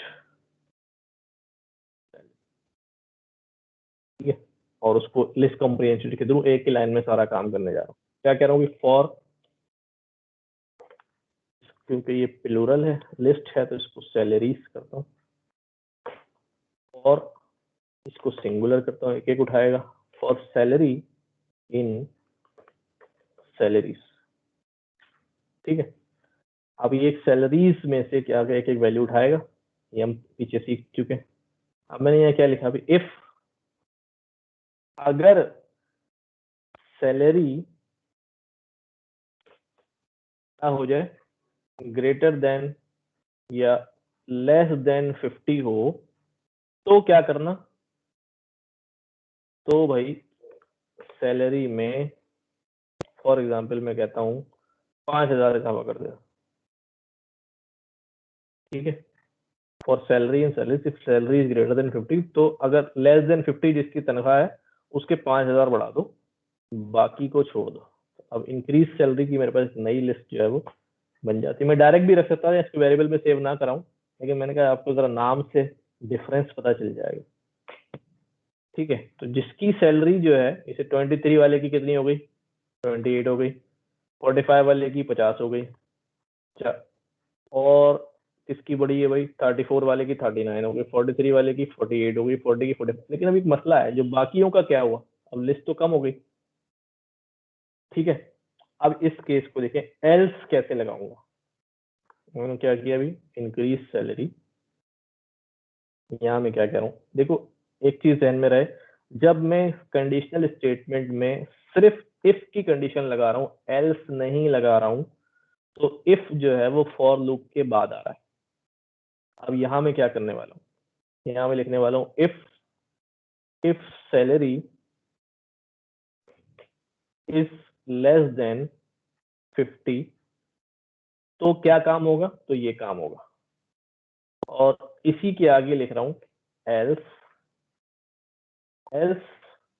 उसकी तनख्वाह नहीं बढ़ाना, कह देना भाई, बल्कि चलो एक अभी मजाक थोड़ा सा ज्यादा देर तक बात ध्यान में रह जाएगी, इसलिए इस तरह कह देता हूँ भाई, सॉरी, जिसकी सैलरी नहीं बढ़े उसकी जगह नाम के आगे क्या लिखा हुआ आ जाएगा भाई, सैलरी। अब जरा सिंटेक्स को समझ लें क्या किया, फॉर लूप चला, अब ये इफ यहाँ से हट जाएगा क्योंकि इफ हमने पीछे लगा दिया, तो जब एल्स के साथ इफ लगेगा तो वो पीछे ही लगेगा, और अगर एल्स के बगैर लगेगा तो कहाँ लगेगा, वो फॉर लूप के आगे लगेगा। अच्छा, अब ये मत पूछिएगा क्यों, बस लगेगा, ठीक है। फॉर सैलरी इन सैलरी उठाएगा, चेक करेगा, अगर सैलरी ज्यादा है, बल्कि इसको भी मैं कर दूं कि चलो सबकी सैलरी जो है वो आप ऐसा करो,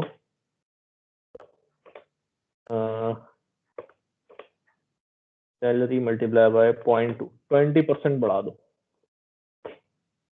सैलरी को 0.2% जो है निकलेगा और ओरिजिनल सैलरी के अंदर ऐड हो जाएगा, तो आपकी ओवरऑल जो है वो 20% सैलरी जो है वो बढ़ जाएगी। अब मैंने इसको चेक किया, ये बिल्कुल चल गया। जिसकी मैच नहीं कर रही थी वहां पर अभी सॉरी सॉरी लिखवा दिया कि माजरत आपकी तनख्वाह जो है वो नहीं बढ़ी, लेकिन मैं ये भी कर सकता हूँ, मैं सॉरी ना करूँ बल्कि उसकी सैलरी को उतना ही रहने दूं जितनी थी, उतनी ही रहे, ना बढ़े। तो देखें अब ये मामला जो हमारा बिल्कुल सीधा हो गया, ओरिजिनल सैलरी, ठीक है, और हर एक की सैलरी में जिसकी सैलरी 50,000 से कम है उसको 20% का इंक्रीमेंट लगा के उसकी सैलरी ये बन गई है, ठीक है, और जिसकी ज्यादा थी उसकी सैलरी जो है वो एज इट इज लिखी हुई आ रही है। कोई सवाल इसे पूछना है, जल्दी से पूछिए। नहीं सर, बहुत काम की चीज बताई है आपने, I am very surprised, thank you. Okay, जज़ाकल्लाह। अच्छा जी, में नेस्टेड भी लग सकता है, इसमें नेस्टेड इफ भी लग सकता है, नेस्टेड फॉर भी लग सकता है, ठीक है। अच्छा हाँ, लेकिन अभी हम उतनी आगे नहीं जा रहे, बिला वजह वॉमिटिंग शुरू हो जाए, पहले इसकी प्रैक्टिस कर लीजिएगा, बाद में कभी अगर जरूरत पड़ेगी सर ये भी कर सकते हैं ना तो कि देख लेंगे। जो इंक्रीज करा रहे हैं उसको अलग कर दें और जो रिमेनिंग रह जाए उनको अलग लिस्ट में भाग कर लें।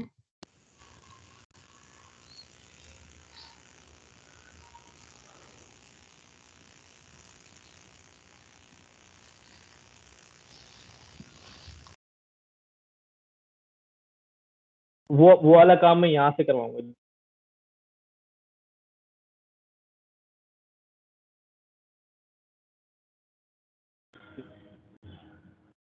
ये सिर्फ एक छोटा सा काम करते हैं, जो इफ एल्स का अपने सिंटेक्स है ना, इसको जरा कमेंट्स में नीचे लिखते हैं।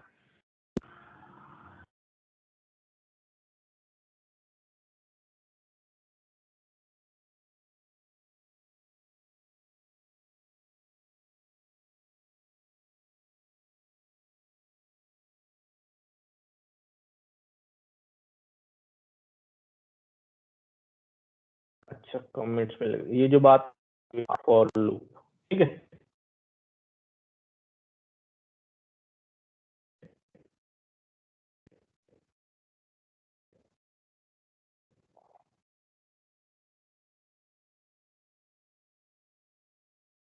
और if condition with it will be it both if and else will be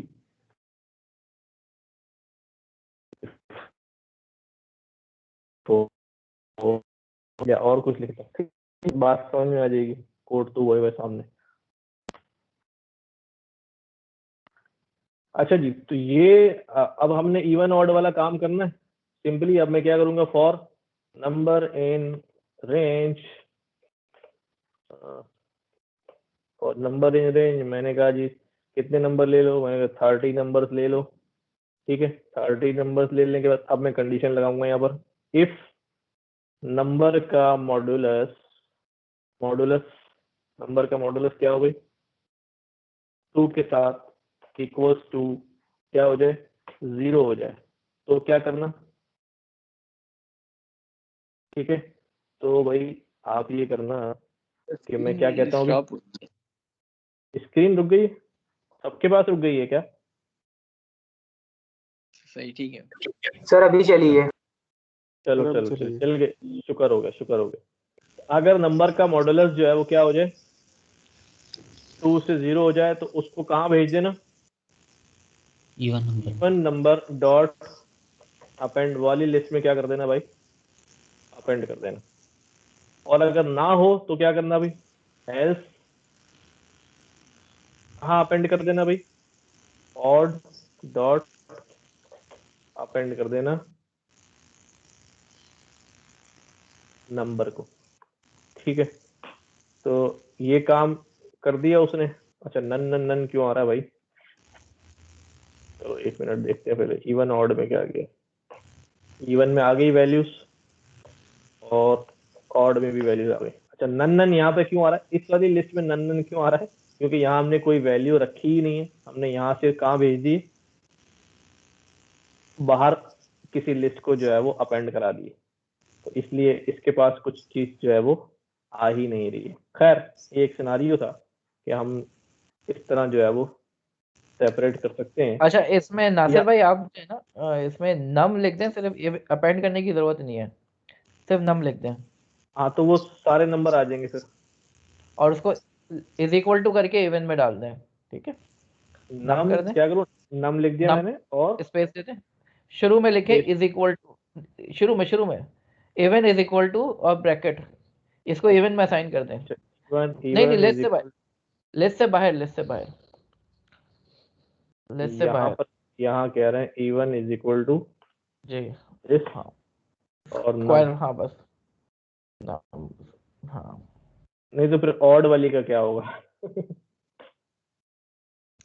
हाँ तो एक ये तो एक लिस्ट जनरेट करने का नहीं मैं इसको यूं कर लेता हूँ कि मुझे अलग अलग ऑड बनाने की क्या जरूरत है, मैं आपको सेपरेट ही करना है ना। मैं यहाँ कर देता हूँ कि भाई वो नंबर रेंज में आ गया, अगर नंबर का मॉडुलस ये हो तो फिर यहाँ पर मैं अपना वही स्ट्रिंग फॉर्मेटिंग लगाता हूँ।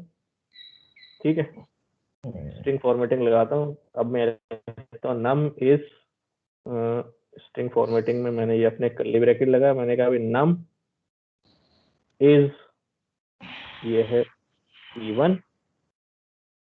ठीक है, और अगली बारी में मैंने क्या बोला इसको, यहाँ पर मैंने इसको बोल दिया अभी नम इज ऑड। अब आपकी लिस्ट के अंदर ही जो है ना वो आपको बता देगा अभी 0 is even, 1 is odd, 2 is even, ये जान छूट जाएगी। ठीक है, तो समझाने का मकसद ये है, इस प्रैक्टिस का मतलब जो है वो ये है कि आपको सिंटैक्स से फेमिलियरिटी हो, हम देखो सब कुछ कर रहे हैं लिस्ट कॉम्प्रिहेंशन के अंदर, सिर्फ यही नहीं है कि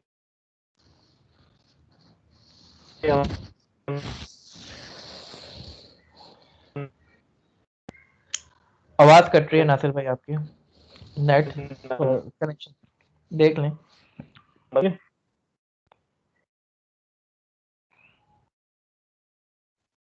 तो ज्यादा हो जाता है ना, मैं बार बार इसलिए कह रहा हूँ कि हो सकता है मल्टीपल फॉर भी हो सकते हैं और नेस्टेड फॉर भी हो सकते हैं, नेस्टेड इफ भी हो सकता है, लेकिन ज्यादा हो जाएगा ना तो फिर वो चीजें आपको और परेशान करने लगेंगी।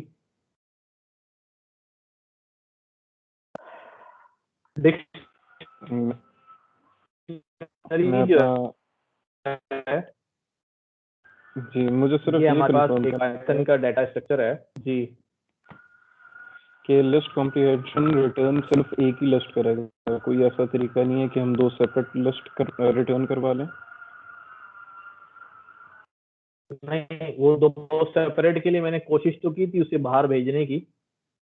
ठीक है, यहाँ से मैं लगाया था कि वो एम्प्टी वाली लिस्ट को जाके आप, तो वो कुछ अजीब सा हो गया था, वहां वैल्यू तो वहां चली गई थी, लेकिन अपनी ओरिजिनल जहां पर हम कंप्रीहेंशन कर रहे हैं उसके पास कोई वैल्यू नहीं बच रही थी, वो नन नन नन कर रहा था।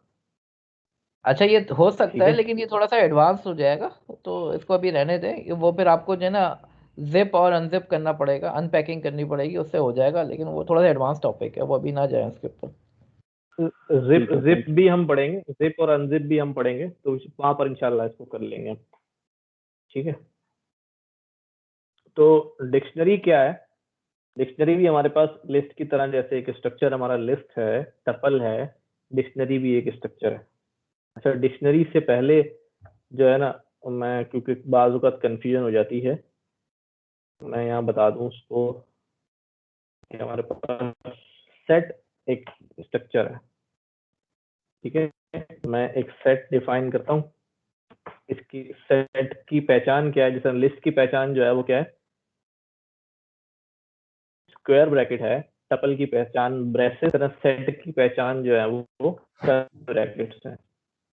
अच्छा, सेट की डेफिनेशन क्या होती है? अभी सेट क्या होता है? आमतौर पे कलेक्शन होता है ऑफ डिस्टिंक्ट ऑब्जेक्ट्स ना, यानी सब जुदा जुदा ऑब्जेक्ट होते हैं। ठीक है, कोई भी रिपीटेड नहीं होता। तो अगर मैं यहाँ सेट के अंदर वैल्यूज डाल दूं और कुछ वैल्यूज को रिपीट कर दूं, ठीक है, लेकिन जब मैं इसको व्यू करने जाऊंगा, प्रिंट कराऊंगा, देखूंगा इसके अंदर वैल्यू होल्ड, तो वो ऑटोमेटिकली उन रिपीटेड वैल्यू को क्या कर चुका है? रिमूव कर चुका है, क्योंकि सेट की डेफिनेशन ही ये होती है कि इसके अंदर जो है वो रिपीटेड वैल्यूज जो है वो नहीं होती। अच्छा, सेट के बहुत सारे फंक्शंस हैं, जिसमें सेट में ऐड कराना, डिसजॉइंट, अपर सेट, सुपर सेट पता करना, किसी सेट का सबसेट है, यूनियन निकालना, इंटरसेक्शन निकालना। ठीक है, ये सब ने अपने अपने लेवल पे जो है ना क्लासेस में पढ़ा होगा, इसलिए मैं अभी इसकी डिटेल में नहीं जा रहा हूँ बहुत ज्यादा, आप एक्सप्लोर करिएगा खुद से। यहाँ मैं आपको जो है ना लिख भी देता हूँ कि भाई एक्सप्लोर सेट फंक्शंस, और इसके आगे लिख देता हूँ DYS, यानी डू योर सेल्फ। ठीक है, बहुत आसान से फंक्शन है, आपने पढ़े हुए, कुछ जो है ना टिपिकल वाले हैं सिमेट्री चेक करने वाले, उनको छोड़ भी दीजिएगा, कोई ऐसा इश्यू नहीं है। लेकिन यूनियन निकालना, इंटरसेक्शन निकालना, सबसेट निकालना, डिसजॉइंट चेक करना, ये सब कर लीजिएगा, ठीक है। अच्छा, सेट मैंने यहाँ क्यों बता दिया है बीच में डिक्शनरी बताते बताते, उसकी वजह ये है कि डिक्शनरी जो बनती है और वो भी जो है ना कर्ली ब्रैकेट से बनती है, ठीक है। जब हम डिक्शनरी बनाते हैं तो वो डिक्शनरी भी जो है वो कर्ली ब्रैकेट से बनती है। यानी मैं यहाँ पर एक डिक्शनरी बनाऊं, ठीक है, और यहाँ पर मैं लिख दूं एम्प्टी, तो अगर मैं इसकी टाइप चेक करूं, यहाँ पर मैंने बना दिया सेट, क्या अब ये दोनों क्या एक सेट और एक डिक्शनरी है? नहीं जी नहीं, दोनों ये इनकी टाइप जो है वो, ये तो वेरिएबल का नाम है, कुछ भी रख सकता था मैं। टाइप अगर चेक करूं तो ये कह रहा है कि भाई ये अडिक की टाइप जो है वो क्या है, डिक्शनरी है, ठीक है। तो फिर कैसे पता चलेगा इंटरप्रेटर को, पाइथन को, कि मैं डिक्शनरी बना रहा हूँ या सेट बना रहा हूँ? तो उसमें दो बातें हैं कि जब डिक्शनरी अगर एम्प्टी भी है या, तो वो एक तो उसकी पहचान क्या होती है, पहले बता दूं, डिक्शनरी की पहचान जो होती है उसके अंदर एक जो है हमारे पास की होती है, ठीक है, और एक जो है हमारे पास वैल्यू होती है, ठीक है, की और वैल्यू, ये हमारे पास डिक्शनरी बनी।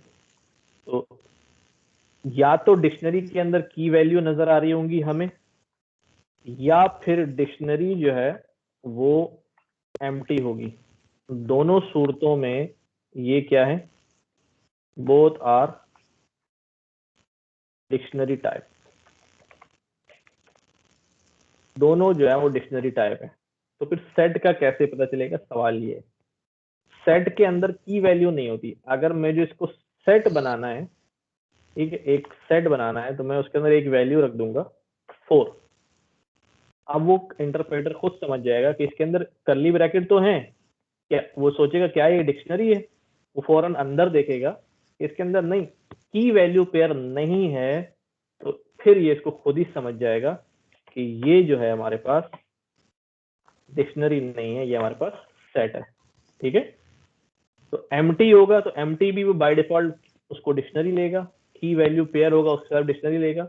लेकिन अगर मुझे सेट रिप्रेजेंट कराना है तो फिर मुझे सेट के लिए क्या करना पड़ेगा, वैल्यू जो है वो यहाँ पर डालनी पड़ेगी, ठीक है। अब सवाल उठता है कि यार एम्प्टी सेट कैसे बनाऊंगा, फिर एम्प्टी सेट तो बनेगा ही नहीं, ठीक है। तो फिर मैं अगर एम्प्टी बनाना चाह रहा हूँ, जैसे हमारे पास ये 4 है, तो फिर मुझे ये एम्प्टी है, अभी डिक्शनरी है, अगर इसको सेट से मैं टाइप कास्ट करा दूंगा, ठीक है, तो फिर ये हमारे पास जो है ना क्या बन जाएगी, सेट में तब्दील हो जाएगी। इस तरह लिस्ट जो है वो भी सेट में चेंज हो जाती है। तो अब सेट के अंदर एक चीज अच्छी याद आ गई मुझे कि अगर मेरे पास आप एक लिस्ट है, ठीक है, और मेरे पास उसमें बहुत सारे मेंबर्स हैं जो रिपीटेड भी हो रहे हैं, ठीक है, मैं आपसे कहता हूं कि यार इस लिस्ट को क्या करो, इसके अंदर से जो रिपीटेड मेंबर हैं वो डिस्कार्ड कर दो। अगर आप पाइथन का कोड लिखने बैठेंगे तो फिर आपको फॉर लूप शॉर लूप 2 बार लगाने पड़ेंगे, एक एक मेंबर उठाएंगे, कंपेयर करेंगे। तो आसान काम क्या हो जाएगा कि आप इस लिस्ट को क्या कर दें, सेट से टाइप कास्ट कर दें। सेट कर। लेकिन अब एक मसला है, जब सेट से टाइप कास्ट करूंगा तो जो मेरी लिस्ट है वो क्या बन चुकी होगी, सेट बन चुकी वो है। सेट बन जाएगी फिर ओरिजिनल। इसको ऐसा काम करता हूँ मैं, दोबारा ऊपर से क्या कर देता हूँ, लिस्ट में टाइप कास्ट कर देता हूँ, ठीक है ना। पहले अपना काम कराया उससे और फिर दोबारा वापस क्या कर दिया मैंने, लिस्ट में डाल दिया, तो अब ये वापस मुझे लिस्ट की फॉर्म में रिटर्न हो जाएगा। धोखा कर दिया आपने इसके साथ, ठीक है। धोखा कर दिया ना, अपना काम करा के वापस ले लिया मैंने, ठीक है। अच्छा, ये मैंने इसलिए बताया कि ये कई दफा ये टास्क जो है वो मिल जाता है कि डाटा में से जो है ना रिडंडेंसी निकाल दो या एलिमेंट्स में से सारे जो है ना वो निकाल दो, तो आप आराम से जो है उसको सेट में कन्वर्ट करके जो है वो काम कर सकते हैं। अच्छा जी, वापस आ जाते हैं डिक्शनरी पे। अब डिक्शनरी और सेट का डिफरेंस तो आपको आसानी से समझ में आ गया होगा। ये मेरे जहन में इसलिए बात आ गई कि बाज बच्चे बड़े कंफ्यूज थे कि जो है ना सेट भी ऐसा होता है, डिक्शनरी भी ऐसी होती है, तो फिर हमने जो है उसको मैंने कोशिश की कि ये मामला जो है वो क्लियर हो जाए यहाँ पे। अब डिक्शनरी हम बनाते हैं। हमारे पास एक डिक्शनरी है, डिक्शनरी के अंदर हमारे पास क्या होता है, एक की होती है, जैसे फॉर एग्जाम्पल नेम की मैंने की बनाई, स्ट्रिंग की बनाई है अभी, ठीक है, और उसके अगेंस्ट मैंने वैल्यू भी जो है वो क्या डाल ली है, स्ट्रिंग डाल ली है, ठीक है। फिर मैंने एक और की बनाई दैट इज एज, और मैंने उसके अगेंस्ट एज जो है वो उसकी ये डाली। ये डिक्शनरी जो है मेरे पास बन गई। डिक्शनरी के अंदर कोई इंडेक्स विंडेक्स नहीं होता। अब आप ये नहीं कह सकते कि पहले नंबर पे जो है ना वो नेम मौजूद है, दूसरे नंबर पे एज। नंबर का कॉन्सेप्ट है ही नहीं डिक्शनरी में। आप ये कहेंगे कि नेम के अगेंस्ट ये वैल्यू पड़ी है, एज के अगेंस्ट ये वैल्यू पड़ी है। और जब हम सेट के अंदर इंडेक्स होता है, हाँ सेट के अंदर जो है ना पोजीशन होती है। अच्छा, अब डिक्शनरी के अंदर से मुझे वैल्यू को एक्सेस करना है। अच्छा, वही 4 ऑपरेशन होंगे, वैल्यू ऐड करानी, वैल्यू डिलीट करानी, वैल्यू रिप्लेस करानी। तो अब एक्सेस करना है, रिट्रीव करानी है, तो वही डिक्शनरी की मैंने कहा इंडेक्स विंडेक्स कोई चीज नहीं होती। अब होती है हमारे पास की अगर स्ट्रिंग है तो स्ट्रिंग ही लिखना पड़ेगा, ठीक है। अब आपके पास ये एज जो है वो रिटर्न करेगा, ठीक है। ये तो हो गई कि हम रिट्रीव कैसे करते हैं, डाटा जो है कैसे एक्सेस करते हैं, यानी रिट्रीव कैसे करते हैं। दूसरी चीज क्या होती है कि हम डाटा डिक्शनरी के अंदर अपेंड कैसे करेंगे, यानी क्रिएट कैसे करेंगे। हमें डाटा जो है वो क्रिएट करना है डिक्शनरी, तो हम क्या करेंगे, हम अपनी डिक्शनरी का नाम लिखेंगे और एक नई की बना लेंगे, ठीक है। एक नई की मैंने बनाई कि भाई रेजिडेंस क्या है, मैंने उसको एक नई वैल्यू दे दी भाई कराची, ठीक है। अब ये क्या होगा, आरडिक के अंदर एक नई की जो है वो क्रिएट हुई और वैल्यू जो है उसकी वहां पर चली गई। तो हमने क्या किया, हमने वैल्यू एक्सेस भी करी और वैल्यू हमने उसके अंदर क्रिएट भी करी। अब डिलीट भी कर सकते हैं, डिलीट आरडिक, मैं कोई भी की यहाँ दे देता हूँ उसको, तो हम वैल्यू जो है फॉर एग्जाम्पल में एज की दे दूं कि भाई इसको डिलीट मार दो और फिर मुझे दिखाओ क्या बचा। तो एज जो है वो यहाँ से हमारे पास डिलीट हो गई, ठीक है। अच्छा, डिलीट हो गई, ये होगी। अपडेट, वैल्यू अपडेट कैसे करेंगे, डिक्शनरी में एक की जो है वो क्या है, रेजिडेंस है, मैं उसके ऊपर कोई नई वैल्यू भेज दूं तो उसकी जो वैल्यू है वो क्या हो जाएगी, अपडेट हो जाएगी। तो ये 4 ऑपरेशन तो बड़े सीधे सीधे हो गए कि हम डिक्शनरी के अंदर वैल्यू जो है वो डाल भी रहे हैं, डिलीट भी कर रहे हैं, रिट्रीव भी कर रहे हैं और उसको अपडेट भी कर रहे हैं। 4 सिंपल ऑपरेशन जो नॉर्मल हमारे पास होते हैं वो हमने यहाँ पर करके देख लिया, कोई इसमें मुश्किल तो नहीं लगी। अब मुख्तलिफ क्वेश्चन उठते हैं, की जो है क्या की इंटीजर हो सकती है, बिल्कुल हो सकती है। क्या किसी डिक्शनरी के अंदर 2 की एक जैसी हो सकती हैं, जैसे नेम की है, एज की है, मैं यहाँ पर एक और जो है ना नेम की बना दूं, क्या ये हो सकती है, एरर आएगा, क्या होगा। ये नाम क्रिएट किया, मैं इसको एग्जीक्यूट करता हूँ, नो एरर, कोई एरर नहीं आया। तो अब हम चेक करते हैं अपने आउटपुट को, आउटपुट में जो है वो एक ही नेम आ रहा है। इसका मतलब ये है कि अगर सेम नाम की बनाऊंगा तो वो बना तो देगा, डाल तो लेगा, लेकिन उस की के अगेंस्ट क्या करेगा, नई वैल्यू अपडेट कर देगा, यानी कि पुरानी वैल्यू को ओवरराइड कर देगा। तो वो अब जब एक्सेस कर रहे हैं तो वी आर नॉट फाइंडिंग, हम अपनी करंट वैल्यू जो हमने डाली है वो वाली जो है हमें शो कर रहा है, ठीक है। कोई सवाल इसमें यहाँ तक?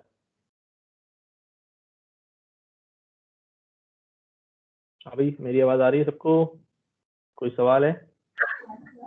यस नो सर, क्लियर है ये। जी, किसी का है तो पूछिए। सर इसमें वो पॉप वाला काम नहीं होता? होता है। डिक्शनरी के फंक्शंस में खोलता हूँ आपके सामने, जो चीज चेक करनी हो, मैंने कहा ना सिंपल तरीका, आप उसके फंक्शन में चले जाएं, क्लियर होगी, कॉपी होगी, की गेट, जिस तरह की से आइटम कर रहे हैं, आइटम की pop, pop item, default value update करना, वैल्यूज गेट करना। अब यहाँ कुछ फंक्शन है, कह रहा हूँ अडिक डॉट कीज, कि भाई सारी की ले आओ, तो वो हमें जो है ये कीज बता रहा है, डिक्शनरी में ये की है।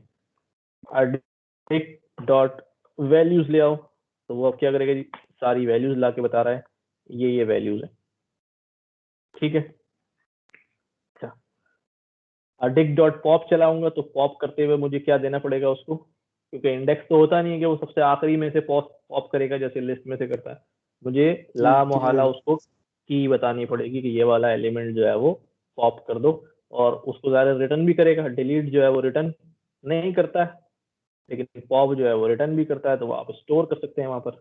अच्छा, अब हम देखते हैं आइट्रेशन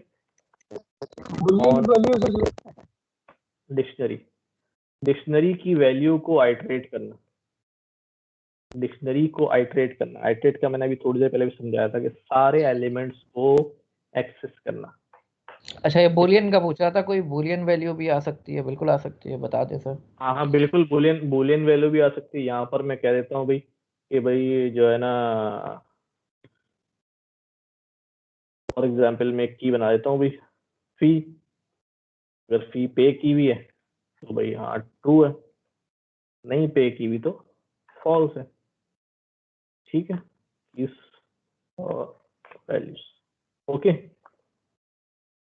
अब हम अगले स्टेप पे जा रहे हैं। हमने इंडिविजुअल वैल्यू एक्सेस भी करी, इंडिविजुअल वैल्यू को डिलीट भी मारा, इंडिविजुअल वैल्यू को रिप्लेस भी किया, और इंडिविजुअल वैल्यू जो है उसके अंदर हमने डाली भी। अब हम आइट्रेशन की तरफ जा रहे हैं कि हम सारी कीज और सारी वैल्यूज को कैसे हम अपने पास बुला सकते हैं और इस्तेमाल कर सकते हैं। तो यकीनन अब ज़ाहिर है फॉर लूप लगेगा, आइट्रेशन की बात हो रही है। फॉर, इसके हमारे पास 3 फंक्शंस हैं। मैं यहाँ लिखता हूँ फॉर की इन, हमारे पास अडिक्ट डॉट कीज, हमने अपनी डिक्शनरी के आगे डॉट कीज का फंक्शन लगाया जो हमने यहाँ लगाया था, ठीक है। समझ, इसके अगेंस्ट क्या पड़ा हुआ है, लिस्ट पड़ी हुई है। जैसे लिस्ट आइटरेट होती है वैसे एक एक की जो है वो उठ के यहाँ पर आती रहेगी। अब मैं यहाँ लिख देता हूँ भाई प्रिंट की जो है वो एक एक करके हमारे सामने वो प्रिंट हो गई।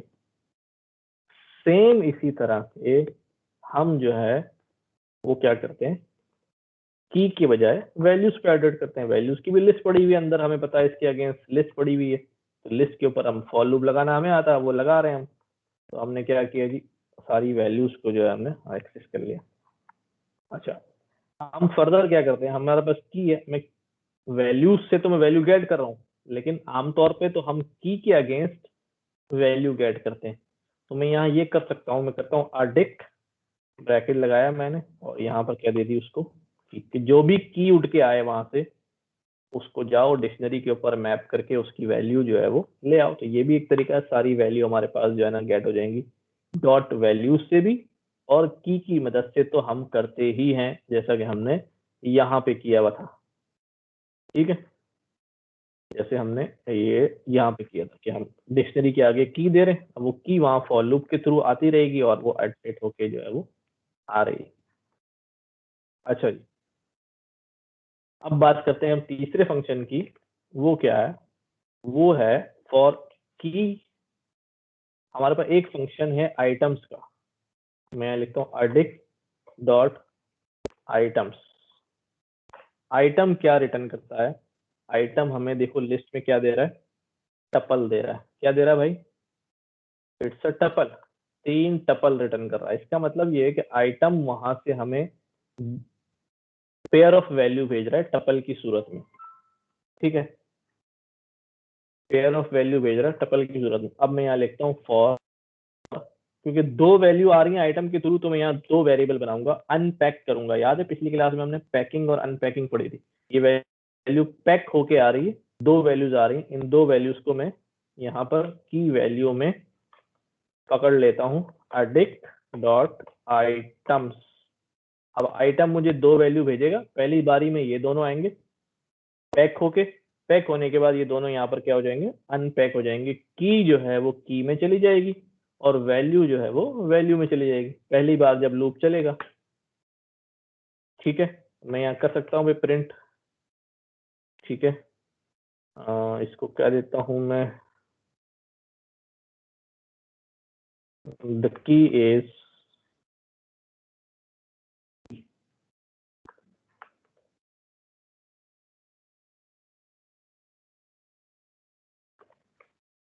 and the value is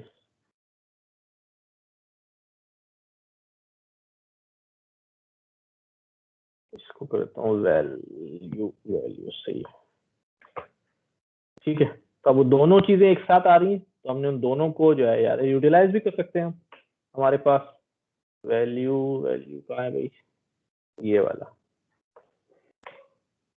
the key is name and the value is this, the key is age and the value is this, the key is this and the value is this।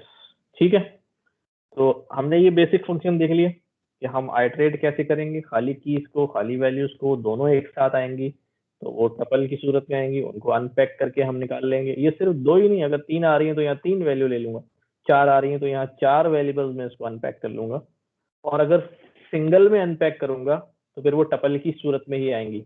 Like मैं इसको दिखाता हूँ, ये अच्छी बात सामने आ गई। मैं यहाँ पे किया इसको, यहाँ मैं इसको एक ही वेरिएबल दे रहा हूँ, वहां से भेज रहा है 2 और मैं दे रहा हूँ 1, और फिर मैं इसको प्रिंट कराता हूँ तो मुझे नजर आ जाएगा कि ये किस शक्ल में प्रिंट हो रहा है, टपल की शक्ल। तो मैं अनपैक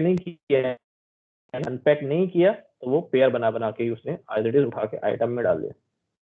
ठीक है, कोई सवाल इधर तक?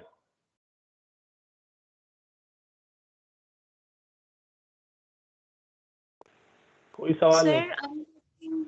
सर अनपैकिंग दोबारा से बता दें।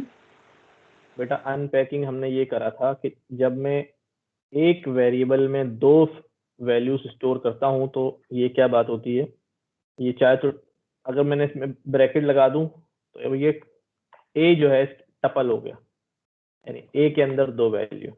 मैं इसको रिवर्स करूं अगर तो मैं लिख सकता हूं कि सी और डी 2 वेरिएबल और ये बराबर है ए के।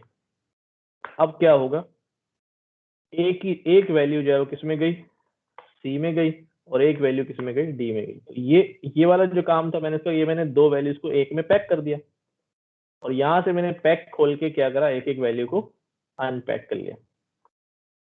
ठीक है, ये टपल से भी ऐसे ही हो सकता है, ये लिस्ट के साथ भी ऐसे ही होता है। बात समझ में आई? Yes sir. चलिए, अच्छा जी, तो अभी डिक्शनरी एक लेंथी टॉपिक है, इसमें और काफी सारी चीजें हैं। नेस्टेड डिक्शनरी, डिक्शनरी के अंदर डिक्शनरी, डिक्शनरी के अंदर लिस्ट, मल्टीपल वैल्यूज, ये सारा हमने जो है देखना है। अमन भाई टाइम तकरीबन हो चुका है। जी सर, बिल्कुल भाई, अगली क्लास में कंटिन्यू करेंगे। ठीक है, क्विज का बता दें इन लोगों को। अच्छा भाई, क्विज आप लोगों का जो है ना वो मैं अपलोड कर दूंगा, और कोशिश आप सब ने ये करनी है, क्योंकि क्विज जब आप लोग दे रहे होंगे तो ये चॉइस आपके पास होती है, शैतानी चॉइस, कि आप ड्राई रन करने के बजाय कोड को जुपिटर पे पेस्ट करके आउटपुट निकाल लें और जवाब टैली कर लें।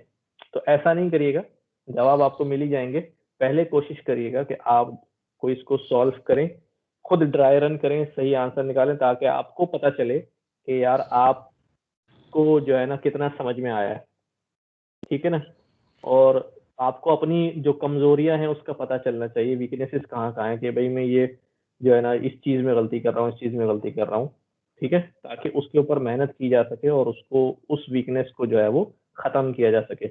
लेकिन अगर थोड़ा सा आगे पीछे करके काम जो है उस तरह कर लेंगे तो फिर जो है ना वो आपको अपनी वीकनेस का जो है वो सही मानों में पता नहीं चलेगा। हम तो खुश हो जाएंगे यार आपने सारे सवाल सही कर लिए, लेकिन हमारे खुश होने से आपको कोई फायदा नहीं होने वाला। इसलिए पहले कोशिश करें ईमानदारी के साथ कोई इसको अटेम्प्ट करें। ठीक है, और जो भी गलतियां हैं उसको एक्सेप्ट करेगा, ये गलती है, हम पढ़ने के लिए आए हैं। आपके 10 के 10 गलत हो जाए कोई बात नहीं, कोई शर्म की बात नहीं। ठीक है, आप मेहनत शुरू कर दें, लेकिन अगर आप फेक 10 में से 10 ले लेंगे वो आपके काम बिल्कुल नहीं आएगा, बिल्कुल नहीं आएगा। ठीक है जी, अमन भाई, अल्लाह हाफिज। Okay sir, thank you very much. अल्लाह हाफिज। ओके माय डियर स्टूडेंट्स, अल्लाह हाफिज। Thank you sir, thank you. अल्लाह अल्लाह हाफिज।